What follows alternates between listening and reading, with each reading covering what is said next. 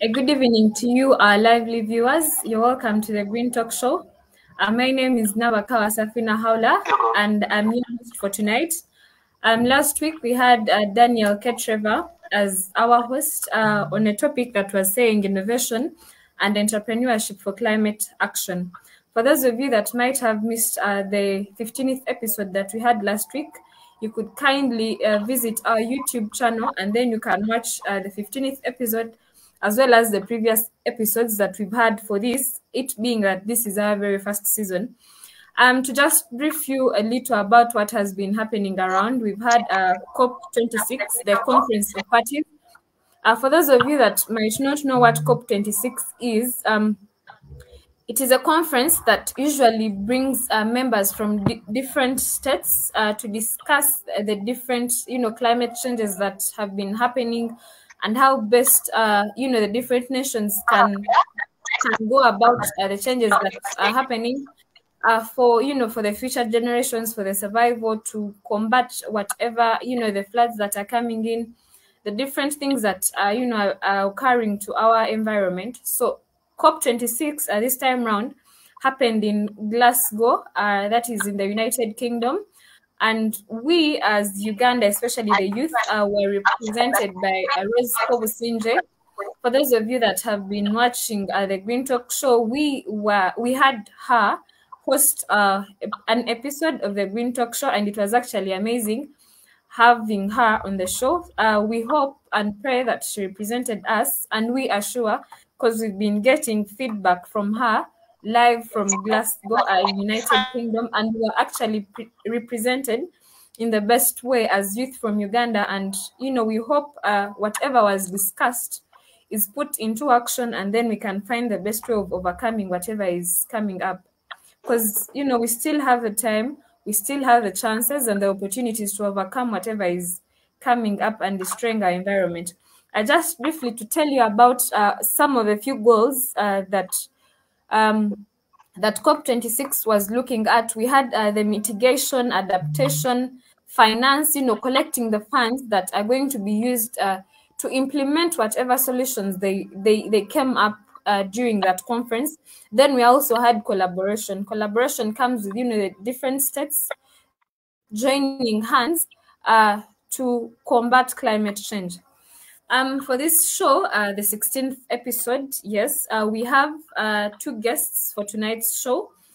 They'll be coming in to tell us more about themselves, what they do, on a topic that says that quality education for climate action. And I'm pretty sure we have the best person for this discussion. We have Miss Audrey Dralega. She's the founder, and she's founder of People and Potential Consultancy. She's also a senior consultant at Med Optics Limited, and she's also an education specialist. I earlier on was reading one of her interviews that she had, and she has had 35 years of experience in the education sector. She also was the head of schools at Rainbow International School. I think she will tell us more about who Miss Audrey Dralega is. And then we shall, as she does that, then we'll be bringing up a few questions.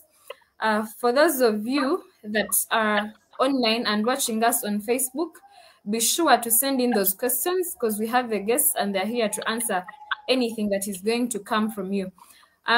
Miss Audrey, over to you. An introduction about yourself to our viewers tonight. Thank you. Good evening, viewers. Thank you for the invitation to come and speak with you today. Thank you very much, host, for all that you have said. Yes, I'm an educator. I started teaching in 1984, which is a very long time ago. About 30 yes. I'm very proud primary school educator.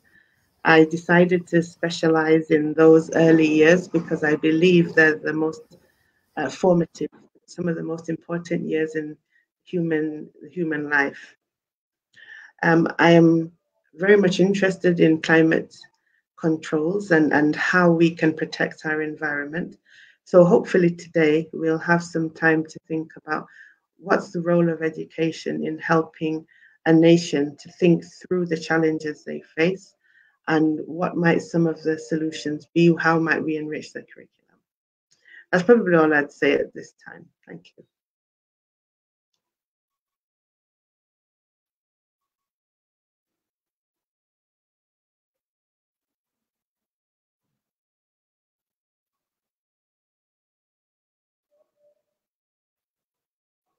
We seem to have lost our host. There seems to be a connection issue while we're reconnecting to her. Perhaps I can tell you a little bit about some of the things that have been happening in schools. Quite a few schools have started separating their waste products. It's a very small, seemingly small act, but it's very important nonetheless. Are we back? Is there a host?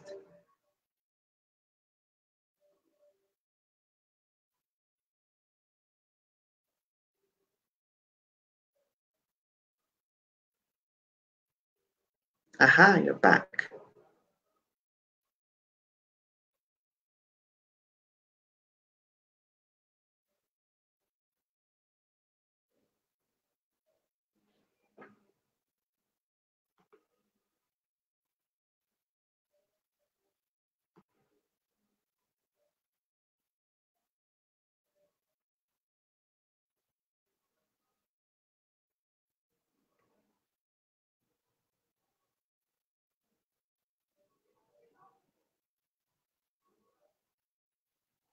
Hello, are we connected still?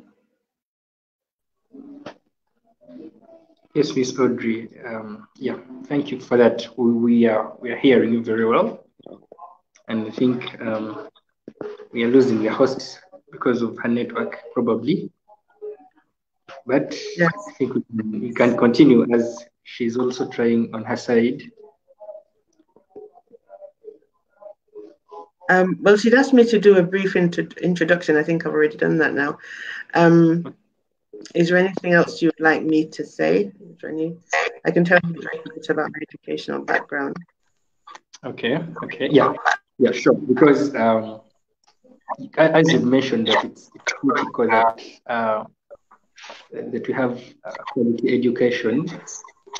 We're going to address climate issues, and not just climate, but a range of social and economic issues. So I think you can help us understand what exactly is education. And if someone goes to Makerere and gets a degree or another university, very educated. Or they can even be educated at primary one or something like that.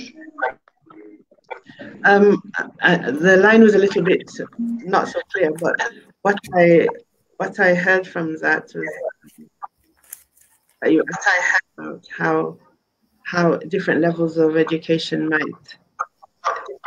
might prepare someone for climate protection. I'm not sure exactly what you said, or you'd have to say that.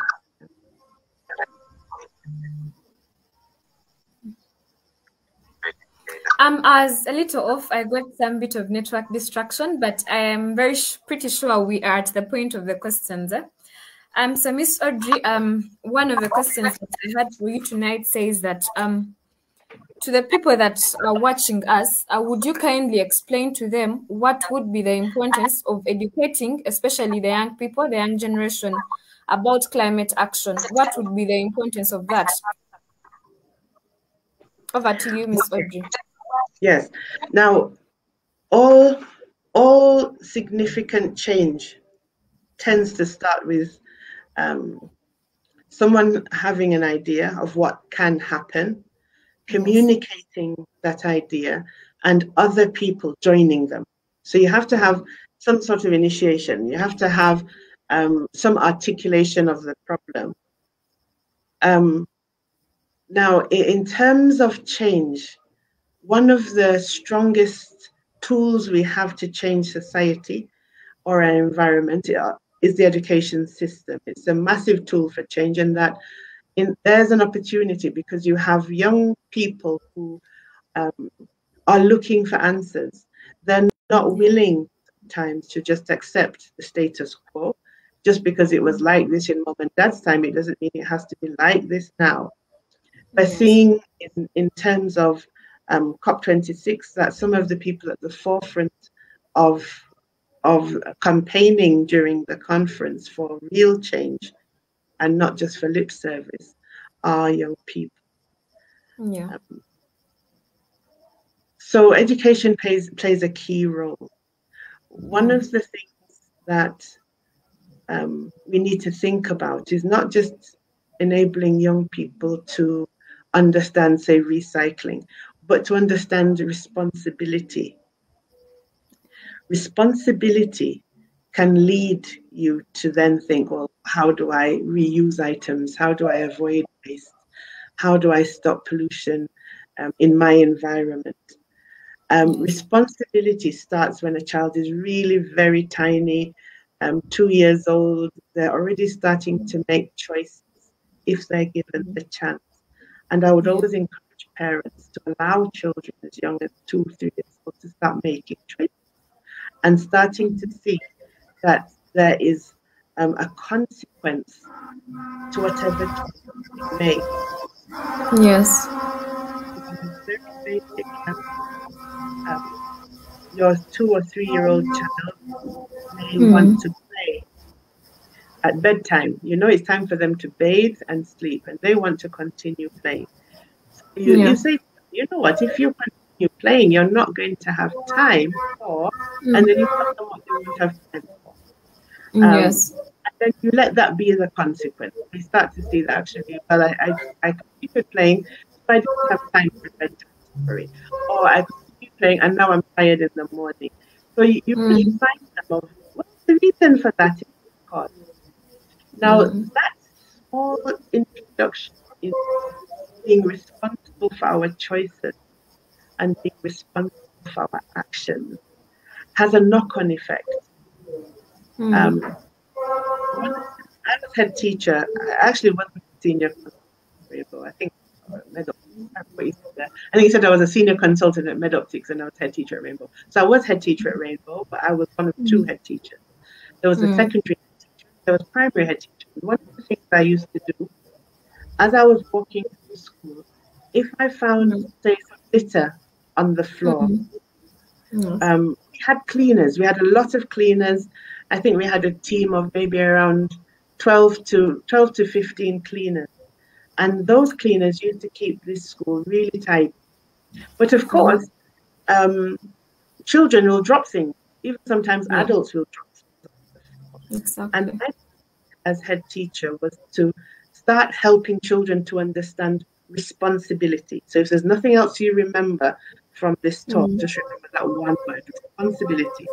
Taking responsibility for our actions, our attitudes, and for the consequences that we then bring. So I would I'd walk along the corridor and I'd see litter on the floor. Maybe a crisp packet or something like that. And I would pick it up.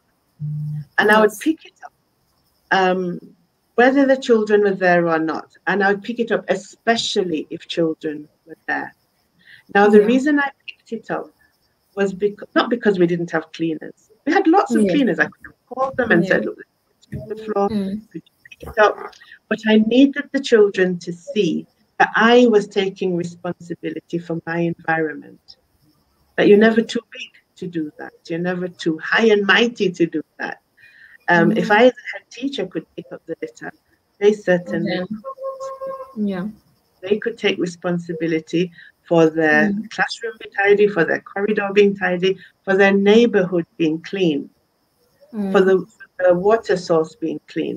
So responsibility starts with those of us who are in a community taking responsibility, not waiting for KCCA necessarily, or for the LC1 or the LC3, not waiting for the government to do it. You know, we all like pointing fingers at government and saying they should, if you know, they really should do this. Yes. What about me? I see the litter, and I might be the source of some of it. The other thing that was very important as an educator was to get children to understand some of the choices available to them. So we would talk to them about the fact that if you drink your juice in a box, you know, those small boxes that are so convenient to buy. So parents would sometimes buy a whole crate of drinks, of Splash, for instance. And each day the child gets a carton of Splash and goes to school. Now, those cartons are cardboard at the inside. Thank you, Miss Od.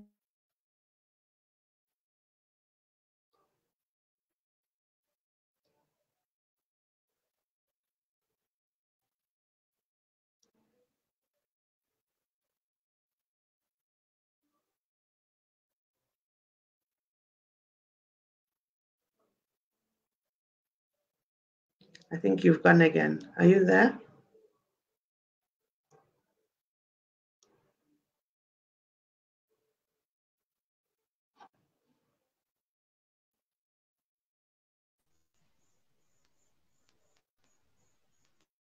Hello, Shiraj.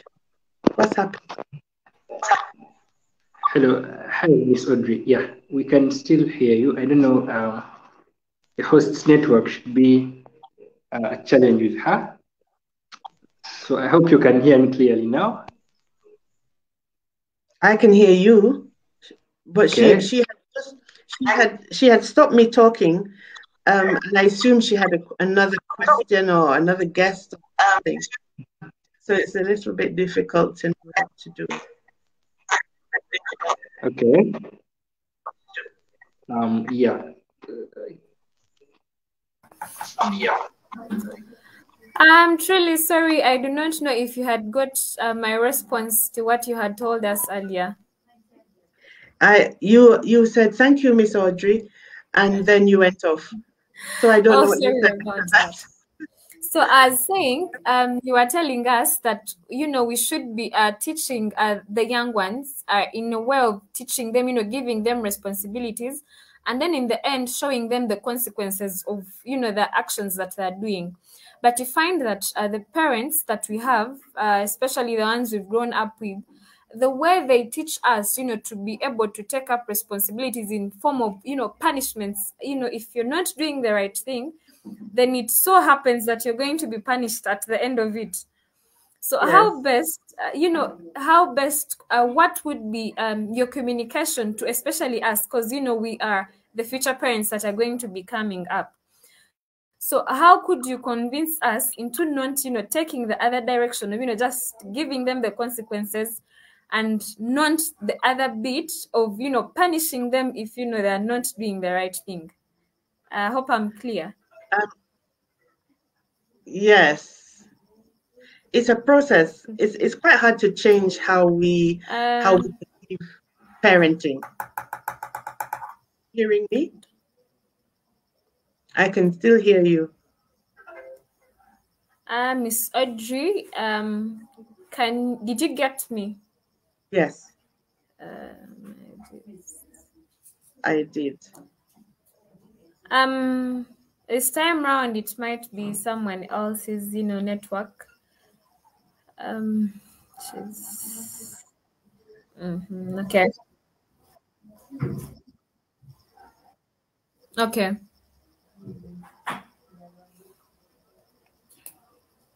Yes, I can hear you perfectly well.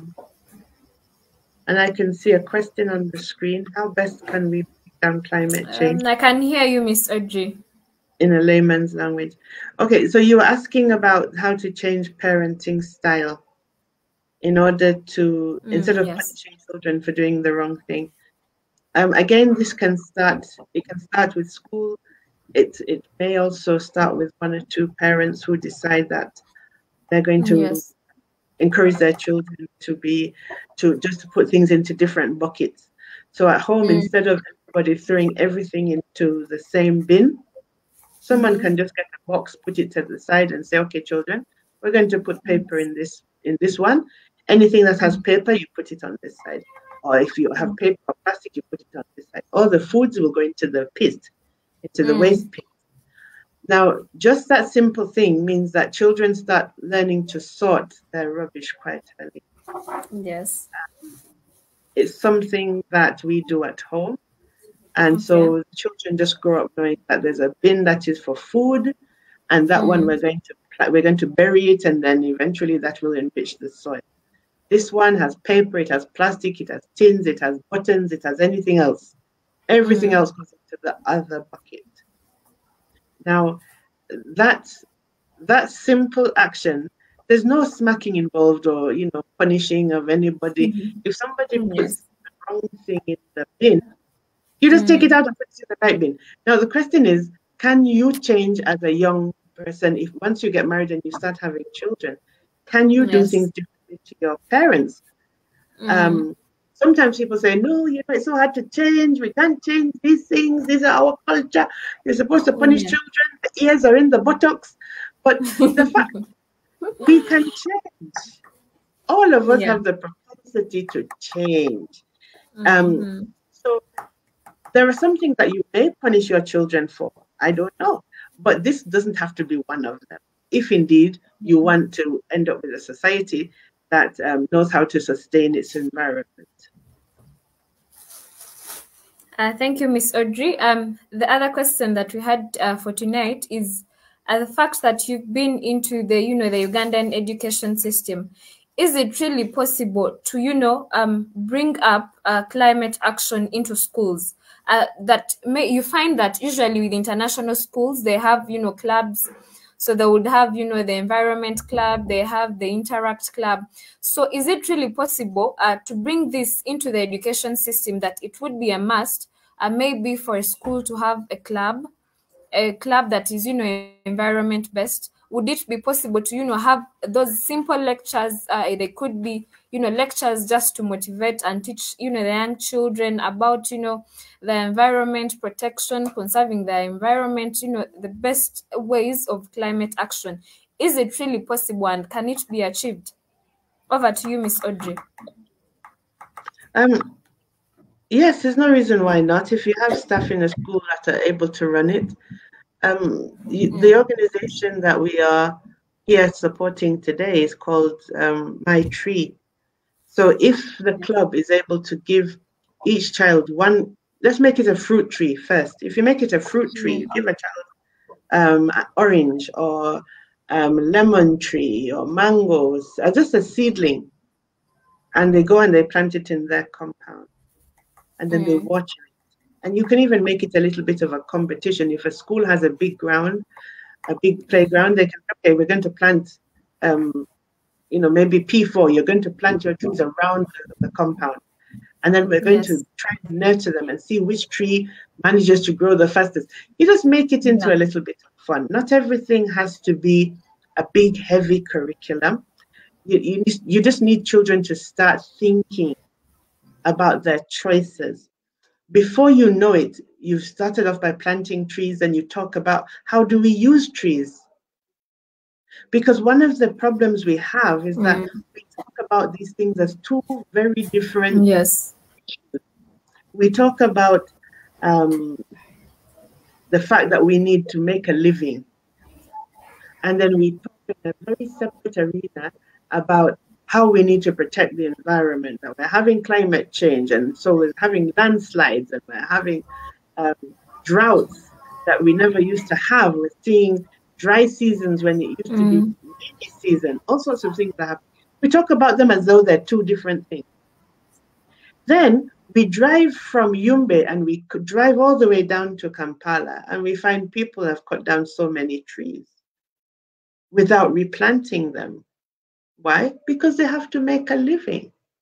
So in order to bring the two things together in the school club, or if it's an assembly, or if you've got a teacher who's passionate about environment, start off by just getting children to plant a tree and see how long it takes it to grow, even just 5 inches.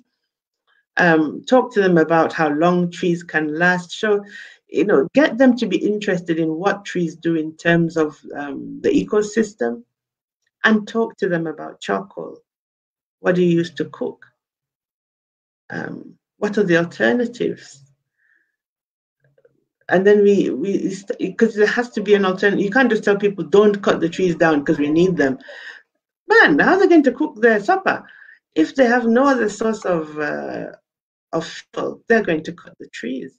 So the answer may not be to not cut trees. It may be that the answer is to keep planting trees so that you can cut in rotation. The answer will be to have alternative forms of fuel that are not fossil fuels that cause so much pollution, and not trees. And already there are so many solutions being found to cut down on the amount of firewood and charcoal that is used. So all of that needs to go into the club so that children know what their choices are. They don't just go home and say, Mommy, you need to stop buying charcoal. Mom will just ignore them. And before long, the child becomes discouraged. So instead of that, you have to know that there are affordable alternatives. If there's no alternative that you can see, and you can see people are going to keep chopping these trees for the next 10 years, how many trees can we plant? Can we have a nursery in school? And that maybe all the club does is that it has musazi, it has all the different indigenous trees, and it grows them to sapling size and then sells them for income in the neighborhood, or gives them so that people start to have compounds with fruits as well as the trees that are just for shade and for wood later on. So those things, I know then the people say, then we need funding. Well, do we need funding really? We have a begging bowl mentality that we have to move beyond. We can start with a very small nursery and we just keep expanding it by having cuttings, by collecting the seeds of different trees so we can grow them right from the seed. It's possible to propagate. We don't always have to have a funding. We don't always have to write a proposal. Those things are starting to become old.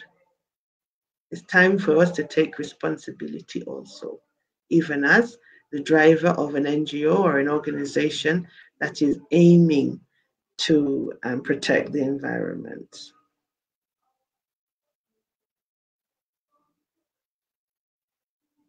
Okay, we've got 10 minutes left. Oh, that's very kind of you, Ishmael. I'm not sure I'm definitely not the best education specialist the globe has. I'll tell you who I admire greatly. There are several educators that I really admire. One of whom passed away last year, Ken Robinson, and he spoke several times in very compelling ways about creativity and the ability that humans have to effect change. He's someone I would suggest you look for his recordings and listen to them if you have an interest in how education changes society. But thank you.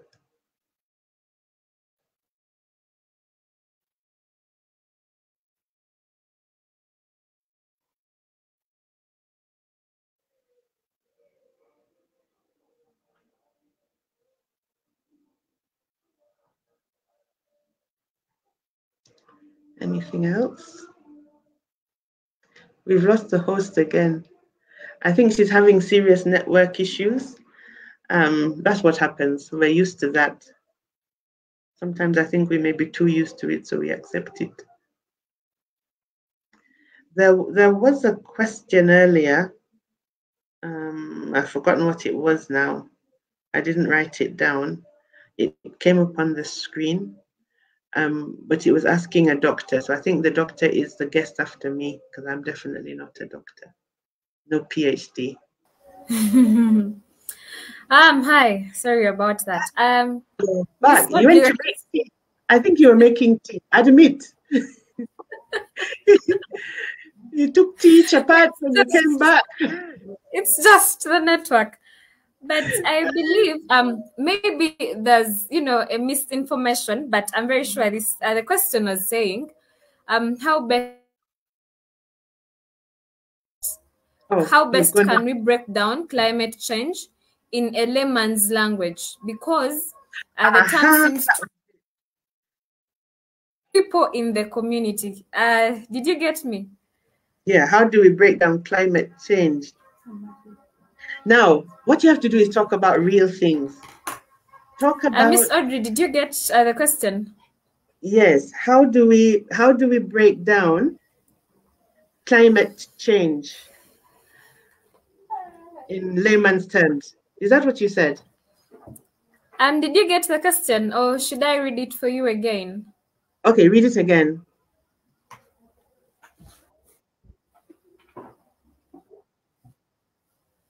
How do we break down climate change in layman's terms? Yes, yeah, that's the question. Okay, now to break it down in real terms, we have to talk about real things. So we talk about, where was the wetland when you were a girl, Mom? If you're in Boise, where did the water stop? Talk about the past. Talk about the past with grandma. Talk about the past with granddad. Talk about the past with the Mosey at the trading center. Mosey, what was this village like when you were a boy? He will tell you that the wetland came up to here. And if the rain ever returns to that level, all these houses will be here. He'll tell you. Yes. And you say, you know what? That's climate change. Something has changed around us. And we've accepted it because we didn't think about what caused it. Talk about Bududa and the rains that are causing the landslides, the segregation of the side of the hill that sometimes causes the whole thing to slide down. So we talk about real things. And then when people have said, oh yeah, you know, that's terrible. Why doesn't the government do something about it? Minister of Disaster Preparedness is the only person unprepared for these things. Those are the things that people say. Then you have an opportunity to say, yes. Minister of Disaster Preparedness, isn't that all of us?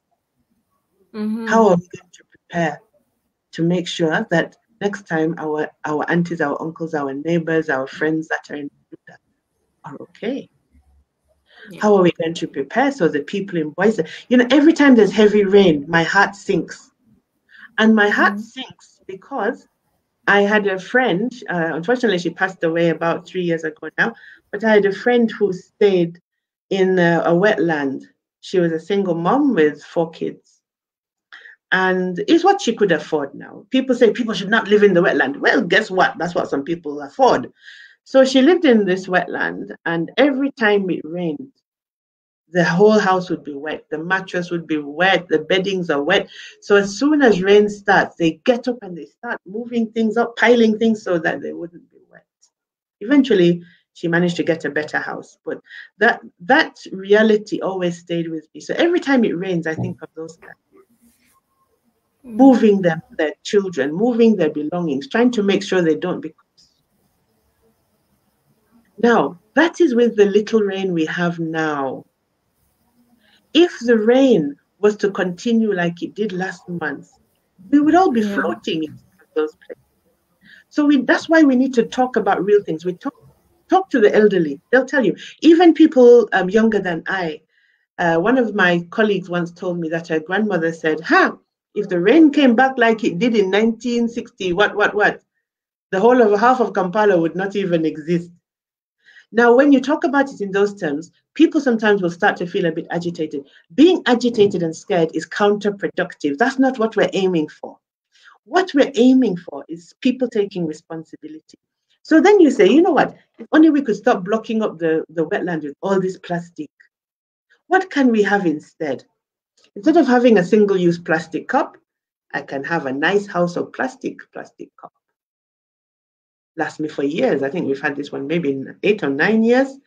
If this was Renzori water or Wava water or whatever other bottled water it is, I would drink this little bit of water and then I put plastic in the ground that is not going to decompose until my great-great-grandchildren have had grandchildren. For me to drink water, does it make sense? Every time I drink water, it causes the blocking of the waterways. And then before I know it, our sisters and brothers down in the valleys are struggling to sleep on a rainy night. So we have to relate it to real things without making people feel anxious. Because if we are anxious, we protect ourselves. We don't want to be, humans don't like feeling anxious. So we have to give people real actions.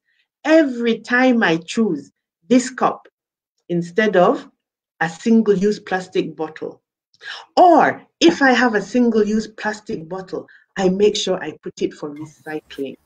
I give it to those guys. You know those guys you see carrying those bags of bottles? They're going and they're picking them. Save them. Give them to them. Throw it out of your... Give people real small actions and help them to know every decision counts. Yes. Every decision. Yeah. Thank you, Miss Audrey. Earlier on, you hinted about something that is going to be Uganda's first green school. Would you kindly tell us about the North Green School, how it is going to be, before we can proceed to Nasur Musasizi? Over to you, Miss Audrey. Okay, I just have a couple of minutes left and then I'll be off. So the North Green School was one I was involved in setting up. I'm not involved in it anymore at the moment, but it's going on very, very well. Just this evening, the founder actually, coincidentally, was telling me that they separate all the waste in the school. So there's a place for plastics, there's a place for paper, there's a place for food waste. There's even a place for medical waste, she was saying. So that's great. That whole generation of children will grow up knowing that they can repurpose. They can separate their waste and the plastic can go for recycling. The paper may be remade into new paper. Medical waste has to be disposed of carefully. That's something, by the way, that's something people need to understand. If you've been to the clinic and they gave you tabs and you don't finish taking your tablets, you have maybe it's a bubble pack and you have 5 left in the bubble pack. If you just throw it into the waste, whether it's a pit or whether it's a bin for collection, a child may find it and think that those are sweets and eat them. So please, if you have medications, please don't just throw them in the bin. Just imagine that child scouring that tip, and some of those children are looking for something to eat. If they find your tablets and eat them and something happens to them, their parents will know that they've been bewitched. But in actual fact, it's because we have not been careful in the disposal of medical medicines, really. So people just throw them in the bin anyhow. So that's another message that people need to perpetuate is please think about how you're disposing of tablets. At the very least, open the packets, press them all out, and destroy the tablets. Don't just throw them whole into the rubbish. So that's one of the things that North Green does. North Green is also going to be building, we hope, in the north of the city, and it will be low impact. A lot of our buildings in Uganda are very concrete dense. We pour a lot of concrete into the ground and unnecessarily. So new technologies are coming up all the time that help us to build in a way that is not going to impact the environment as heavily as our current building styles do. We do not need all that concrete in the ground. So if a school is built so that there's enough natural light, now you don't have to use so much electricity. If it's built so that it's not so concrete dense, now you're making less of an impact on the earth. If that school separates its rubbish, now we've got a whole generation of children growing up knowing how to dispose of rubbish more responsibly. And it all again comes back down to responsibility. We're taking responsibility for the design of the building, taking responsibility for the disposal of rubbish, taking responsibility for making choices about how to even get drinking water and have a filter instead of buying bottles or instead of boiling water and charcoal. So there are all sorts of choices that that school is making for other schools to make. Thank you, Miss Audrey. Earlier on, the communication has been coming up, but just because of the network, I've not been able to put a few points across. As we were talking about, the school campaigns, the clubs, and etc. Actually, Maitri has been able to do tremendous work because, the first activities that Maitri was running happened in schools, and lucky enough, it happened in primary schools. We took different species of trees. We took grafted mango trees. We took strawberry trees. We took different kinds of trees to schools. So we actually gave the young kids an opportunity. We could give around 5 from each class. So they could plant this tree in the school compound. And then after them planting these trees, we would actually assign roles to, the different children from different classes. Who could assign this person to check on it in the morning, this other person to come and water it in the the evening, the other person is there to check on the growth of this tree throughout the time. And some time back we were able to go back to some of these schools where we had planted these trees. And it was okay, the issue was the students who were at home, this lockdown thing. But when we went to check on these trees, they had grown, they had progressed, and some of them were actually starting to bring up fruits. So I believe if the kids were there at that time, they would be enjoying something that they had planted themselves. They had actually seen this, plant grow from a seedling to a tree that is now even producing fruits for them. So I think to whoever is watching us, you should really take this up. Responsibility, that is the main issue that Miss Audrey was talking about. Responsibility is key in everything that we are doing. So we should really take this up, for the betterment of our communities. It starts from the communities that we live in. Comes to the villages and everything. So it starts with every single one of us. It being that we are running out of time, I'll take this opportunity. Thank you, Miss Audrey. It has been an honor, but still we still have you on the show. You could come later and then give us the closing remarks. But for now, allow me invite Mr. Nasur Musasizi. He's the founder of Eliminate Cancer Foundation Uganda, and he's also a laboratory technologist. We have him right from Kamuli district. Mr. Nasur Musasizi, over to you. Tell the people who you are, what you do, what Eliminate Cancer Foundation is, and why is Eliminate Cancer Foundation on the Green Talk Show. Over to you, Mr. Nasur Musasizi.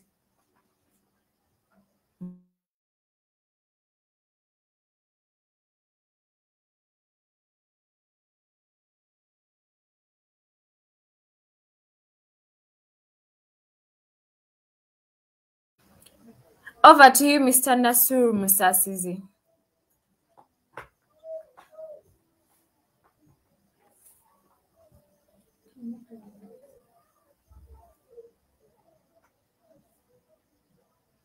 Mr. Nasuru, I see you're talking, but then we cannot hear. You could check the mic and see if it is not muted.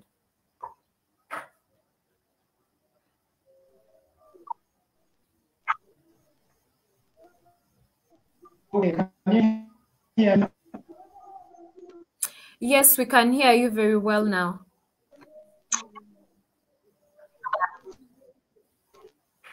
Okay, thank you. My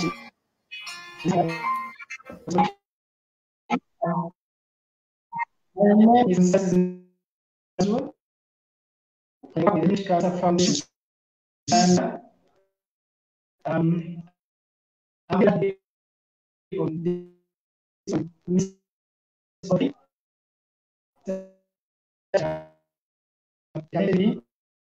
I would say an educationist.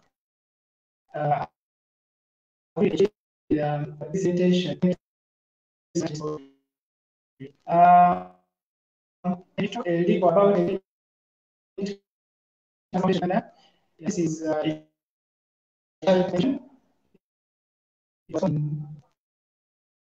2019, and security awareness regarding cancer general public, and we also did research to find out ways to prevent cancer. Yeah, basically that is what we do. Over.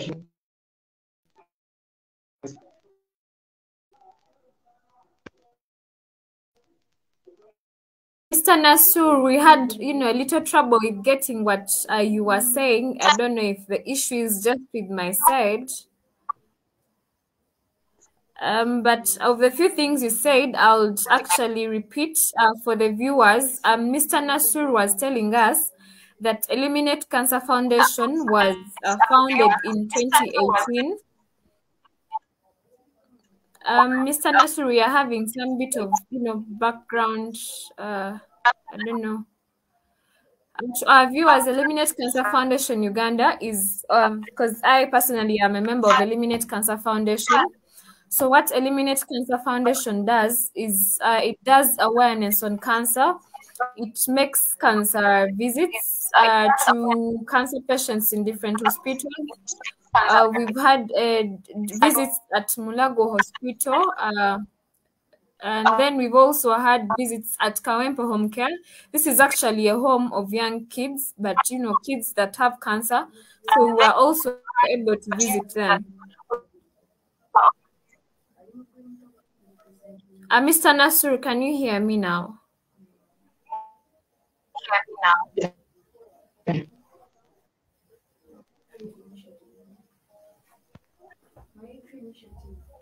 Okay, so Mr. Nasur, let us have one question that you're going to be answering. The question is saying, would you kindly elaborate more on how, Eliminate Cancer Foundation is being connected to the Green Talk Show, because we all very know and the viewers are very well aware that this is a climate show. So could you do some little bit of elaboration to those that are watching us? Over to you.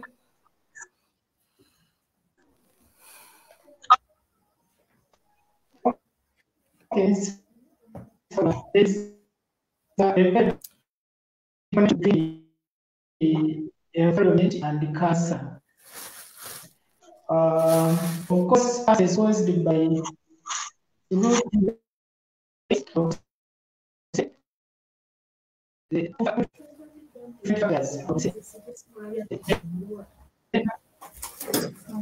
and the factors.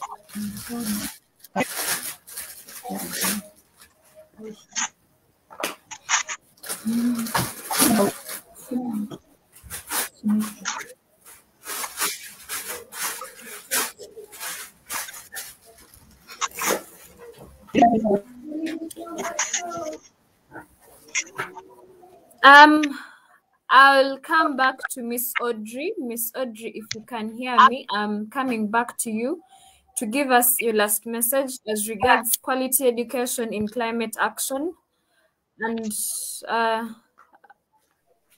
so that we can close up the show for tonight. Over to you, Miss Audrey.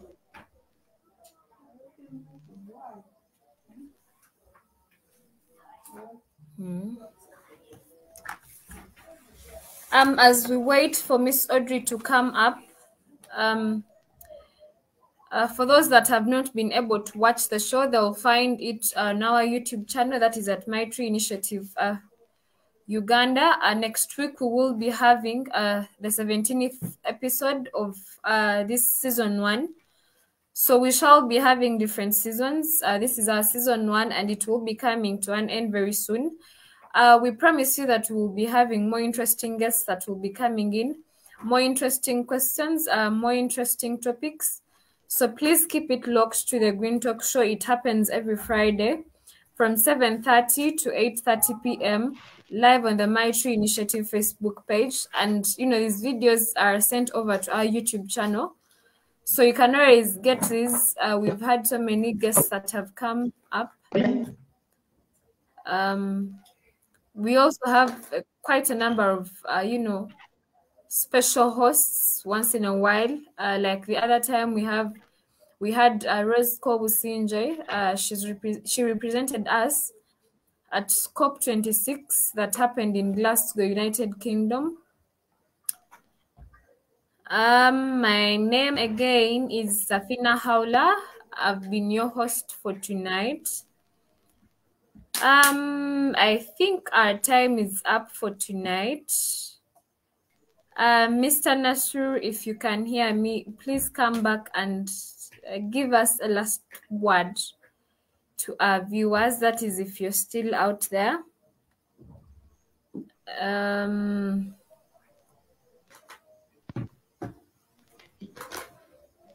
Yes. I think I'm some issue with the network. That's why I'm promoting the video.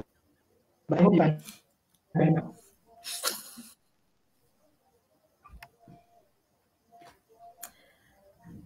As we wait, let me just go through a few comments. We actually didn't have enough time to go through the comments that we've been having from Facebook, but we've had Swabur Siraje, he has been watching us. We had Ismail Glien, actually he's watching us from Kalungu district.